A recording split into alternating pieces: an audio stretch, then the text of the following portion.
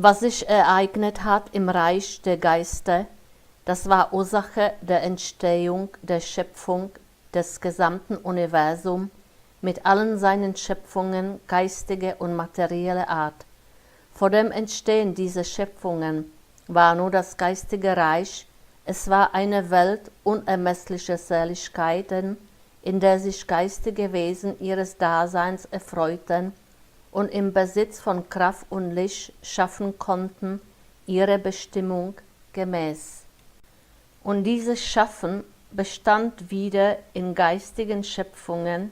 im Verwirklichen von Gedanken und Ideen,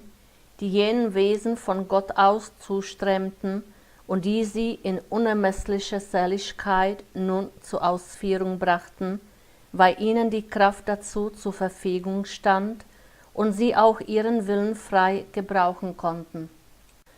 Und es hätte niemals sich dieser Seligkeitszustand der geistigen Wesen zu ändern brauchen, sie hatten weder Beschränkung ihrer Kraft noch Verminderung des Lichtes zu fürchten, solange in ihnen die Liebe zu ihrem Gott und Schöpfer unverändert blieb und sie also von ihm durchstrahlt wurden mit dem göttlichen Liebe Licht. Aber es trat dann der Zustand ein, wo sich den Wesen eine neue Sicht erschloss, wo ihnen von Seiten des Lichtträgers Luzifer, des erst-geschaffenen Wesens, die ewige Gottheit, weil nicht schaubar als zweifelhaft hingestellt wurde. Und es gelang ihm also, die Wesen in einen Zwiespalt zu stürzen, der aber auch ihre Glückseligkeit schmälerte und ihre schöpferische Tätigkeit hemmte, bis sie sich endgültig entschlossen hatten für ihren Herr und dadurch sowohl die Wesen als auch der Lichtträger ihre Kraft und das Licht anbüßten und in die Finsternis stürzten. Und jener geistige Vorgang, der euch Menschen nur in groben Zügen erklärt werden kann, war Anlass zum Entstehen der endlosen Schöpfungen geistiger und materieller Art. Die Entstehung der Erde hat endlos lange Zeit gebraucht, bis sie von Lebewesen bewohnt werden konnte, und diese wieder machten die Erde dazu tauglich, nach wieder endlos langer Zeit den Menschen zur letzten Ausbildungsstätte zu dienen. Die Menschenseele aber war in allen ihren Partikelchen durch die Schöpfung hindurchgegangen. Der Fall zur Tiefe aus höchster Höhe war so endlos gewesen, dass eben auch eine endlose Zeit nötig wurde, aus dieser Tiefe wieder so weit emporzusteigen, dass das Ich-Bewusstsein den Wesen wiedergegeben werden konnte, das nun eine letzte Vollendung, den letzten Gang zur Höhe möglich machte. Aber die Schöpfung war vorerst erstanden, und dieser birgt nun jenes gefallene Geistige, dessen Zahl endlos war und dessen Rückführung zu Gott daher auch endlose Zeiten benötigen wird und somit ein Ende der Schöpfung noch nicht voranzusehen. Der Schöpfungsvorgang war kein Akt des Augenblickes, obwohl mir dazu wahrlich nicht die Macht fehlte, jedoch der Zweck der Schöpfung verfehlt gewesen wäre, weil diese eine langsame Entwicklung vor der Tiefe zur Höhe gewährleisten sollte und darum sich über endlose Zeiten erstreckte.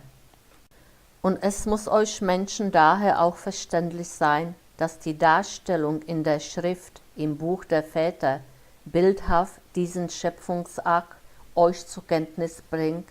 weil Menschen, denen es noch an der tieferen Erkenntnis mangelt, nicht fähig wären, den rechten Vorgang zu verstehen und sie nur darüber belehrt werden sollen, dass die Schöpfung einstmals aus meiner Hand hervorgegangen ist, dass sie das Werk meines Willens und meiner Macht war und ist. Wer tiefer anzudringen sucht, der wird auch zu tieferer Erkenntnis gelangen. Es ist vorerst nur nötig zu wissen um eine Macht, die alles erstehen ließ, was der Mensch um sich sieht, und auch Schöpfungen, die er nicht sehen kann. Denn bevor ihm die tieferen Zusammenhänge erklärt werden können, muss er wissen um den Uranfang alles dessen, was aus mir als Liebekraft ausgestrahlt wurde, als selbstständige Wesen. Und er muss wissen um den Abfall dieser Wesen von mir und die große Ursünde, mit der nun die Wesen belastet waren. Dann erst kann ihm auch die Entstehung der Schöpfung und der Vorgang der Rückführung durch diese Schöpfung erklärt werden. Wer nun aber noch unerweckt des Geistes ist, der hält an toten Buchstaben fest, und er wird niemals eine Klarheit gewinnen, weil er auch Belehrungen geisterweckter Menschen unzugänglich ist. Es brauchte jegliches Schöpfungswerk endlos lange Zeiten der Vorentwicklung, was jedoch immer das Geistige betrifft, das in einem Schöpfungswerk zur Höhe gelangen soll. Es war so tief gestürzt, dass es auch ewige Zeiten benötigte, um wieder zur Höhe zu gelangen, in den Schöpfungen verschiedenster Art, von primitivster Gestalt bis hinauf zu herrlich gestalteten Werken, entstanden durch meinen Willen, um jenes Geistige zu bergen und ihm den Gang zur Höhe zu ermöglichen. Und so war auch das Schöpfungswerk Erde zu Beginn nur eine Zusammenballung unreifster Geister, deren Substanzen sich langsam verdichteten zur Form, zu einer Masse, die noch nicht feste Materie genannt werden konnte, sondern als Grundelemente anzusehen waren, formlos, doch von ungeheurer Kraftwirkung, denn sie bargen das völlig ungebändigte Geistige in sich. Doch meine Weisheit verteilte alles in gerechtem Maß und nützte jegliches Element für meine schöpferische Tätigkeit, so dass einzelne Formen heraustraten, die ihrer Zweckbestimmung nachkommen mussten, und so also der langsame Aufbau der sichtbaren Schöpfungswerke begann, der sich auf endlose Zeiten hindurch erstreckte, bis dann die Erde schon eine Vegetation aufweisen konnte und immer mehr ausgereiftes Geistiges in jenen Schöpfungen Aufenthalt nehmen konnten, dass der Gang der Aufwärtsentwicklung nun zurücklegte in jene Pflanzenwelt. Und es folgten nun die ersten Lebewesen, Schöpfungen, die schon eine, wenn auch nur ganz geringe Tätigkeit ausführen konnten, die ihnen naturgesetzlich oblag. Und wieder vergingen endlose Zeiten der Entwicklung von diesen winzigen Lebewesen an bis zu der Tierwelt, die immer größere und stärkere Formen umfasste, wo schon viel des gesammelten Geistigen sich vereinigt hatte, und immer wieder die Aufgabe zu erfüllen, die Erde nutzbar zu machen für das letzte Krönungswerk göttlicher Schöpfung, für den Menschen, der alle jene Vorstufen hatte durchschreiten müssen und nun seine Seele die Zusammensetzung aller jener Partikelchen ist, die einem einst gefallenen Urgeist angehörten und als aufgelöst durch sämtliche Schöpfungswerke hindurchgehen musste, um sich auf diesen Wege wieder langsam zur Höhe zu entwickeln. Und folglich konnte der Mensch nicht erschaffen worden sein bei der Erschaffung der Welt, wie alle Schöpfungswerke kein Augenblickswerk meinerseits gewesen sind, eben weil die langsame Aufwärtsentwicklung vorangehen musste, ansonsten das ganze Erschaffungswerk sinn- und zwecklos gewesen wäre,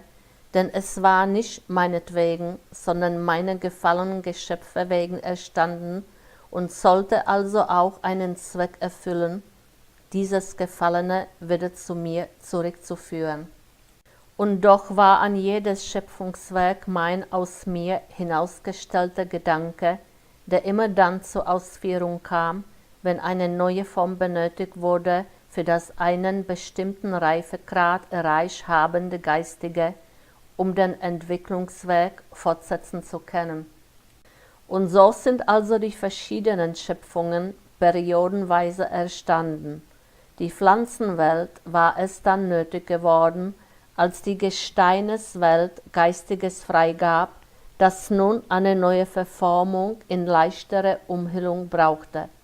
Und ebenso entstanden die kleinen und kleinsten Lebewesen im Anschluss an die Erschaffung der Pflanzenwelt. Und ich allein wusste, wann eines für das andere nötig war, und ich wusste auch, wie lange die größeren Lebewesen, die Tiere bis hinauf zu den Präadamiten Zeit brauchten für das Ausreifen der Seelensubstanzen, die in ihnen verkörpert waren. Und so wusste ich auch, wann die Zeit gekommen war, dass das Geistwesen sich gesammelt hatte in seinen einzelnen Partikelchen, um als Seele in der letzten Form sich verkörpern zu können. Und ich stellte dann also wieder ein Schöpfungswerk hinaus, den Menschen, der so kunstvoll beschaffen ist, dass ein Ausreifen bis zur letzten Vollendung möglich ist in dieser Außenform. Und auch diese Erschaffung des Menschen liegt endlose Zeiten zurück, die ihr Menschen nicht festzustellen vermögt, denn euer Zeitbegriff ist noch begrenzt, mein Rückführungswerk aber dauert schon Ewigkeiten, und obgleich vor den Menschen ewige Zeiten vergangen sind, bevor die Erde so weit war mit allen ihren Schöpfungswerken, dass der Mensch sie nun in Besitz nehmen konnte, zum Zwecke seines letzten Ausreifens, liegt doch auch dieser Zeitpunkt schon lange zurück, weil sich immer wieder periodenweise große Umwälzungen und Veränderungen auf der Erde vollziehen, die ein Berechnen der Dauer des Bestehens der Erde und das des Menschen unmöglich machen. Doch so viel steht fest, dass ihr Menschen in meinen Heilsplan von Ewigkeit erst dann werdet einen rechten Einblick gewinnen können, wenn ihr selbst den dazugehörenden Lichtgrad erreicht habt. Denn zuvor könnt ihr nicht über eure Verstandesdenken hinaus euch Zeiten vorstellen, für die der Begriff Ewigkeiten angewendet werden kann. Und es muss euch so lange in Bildern etwas verständlich gemacht werden, wie euer Geist noch unerweckt ist. Erst den erweckten Geist ist es möglich, tiefer zu schauen, doch auch die letzten Weisheiten werden ihm erst verständlich sein, wenn er das Lichtreich betreten hat, wenn ihm alles enthüllt werden kann, bei ihm dann auch alles wird fasslich sein. Amen.